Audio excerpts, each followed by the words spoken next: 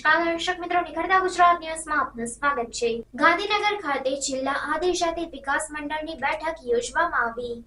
આદિજાતિ વિકાસના સર્વાંગી વિકાસ માટે ન્યૂ ગુજરાત પેટર્ન આયોજન વર્ષ 2024-25 સંકલિત આદિજાતિ વિકાસ પ્રોજેક્ટ કચેરી ખેડબ્રહ્મા સાબરકાંઠા દ્વારા જિલ્લા આદિજાતિ વિકાસ મંડળની બેઠક ઉદ્યોગ મંત્રી બલવંતસિંહ રાજપૂતની અધ્યક્ષતામાં યોજાઈ હતી। આ બેઠકમાં આદિજાતિ વિસ્તાર પેટા યોજના હેઠળ ન્યૂ ગુજરાત પેટર્ન આયોજન વર્ષ 2024-25ના અમલ અંગે મંત્રી દ્વારા ચર્ચા કરવામાં આવી હતી, જેમાં સાબરકાંઠા જિલ્લામાં વર્ષ 2024-25માં અંદાજિત રૂપિયા 2010 લાખની જોગવાઈ સામે અંદાજિત રૂપિયા 2214 લાખ જેટલા કામોનું આયોજન કરવામાં આવ્યું છે, જે અંતર્ગત જિલ્લામાં અંદાજિત 617 કામો દ્વારા 21,716 જેટલા લાભાર્થીઓને લાભ મળશે। મંત્રી બળવંતસિંહ રાજપૂતની ઉપસ્થિતિમાં બેઠકમાં જિલ્લામાં પાક અને કૃષિ, પશુપાલન, ડેરી,